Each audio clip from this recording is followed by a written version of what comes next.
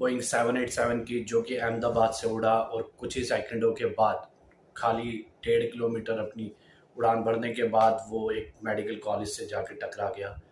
और बहुत ही बड़ा हादसा ये अभी तक का हुआ, जिसमें कि 230 के करीब यात्री इन्वॉल्व थे और 10 से ज़्यादा जो वहाँ पे थे staff member including pilot and copilot, they were involved into that.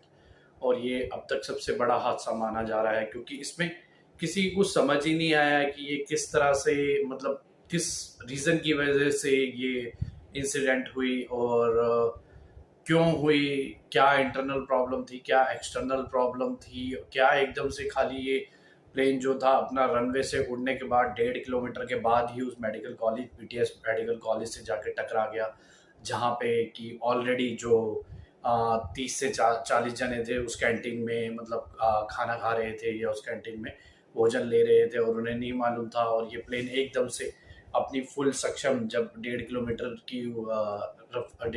की अपनी मतलब यात्रा पूरी कर चुका था और जस्ट अपनी ऊंचाइयां भरने ही वाला था, एकदम से वो फॉल हो गया और एकदम से गिर गया। और गिरते ही मतलब, क्योंकि जो प्लेन था वो पूरी तरह से पेट्रोल से ग्रस्त था, पेट्रोल से भरा हुआ था, इंजन पूरी तरह ऑन थे, इंजन में देखा जाए तो फुल फुल थ्रॉटल पे इंजन था और पेट्रोल भी उसमें पूरी टाइम था।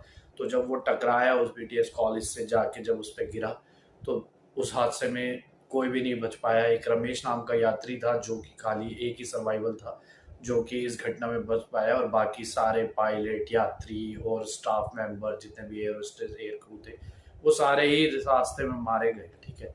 अब सबसे बड़ा रीज़न जो इसमें कई बंदे या फिर बोला जा रहा है कई एजेंसियों के थ्रू, कि जो एरोप्लेन जो था जब अपनी ऊंचाई पर बढ़ रहा था तो उसके फ्लैप नहीं ओपन हो रहे थे, फ्लैप नहीं ओपन हो रहे थे।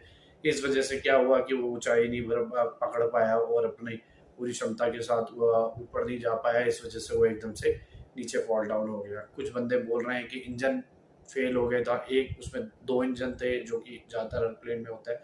एक इंजन तो फेल हो ही चुका था और जब पायलट ट्राई कर रहा था तो दूसरा इंजन भी फेल हो चुका था। तो ये दूसरी तरीके का एक रीज़न दिया जा रहा है। तीसरा रीज़न ये दिया जा रहा है कि शायद पायलट की नासमझी की वजह से पायलट को पता नहीं था कि एकदम से उसे क्या एक्शन लेना है।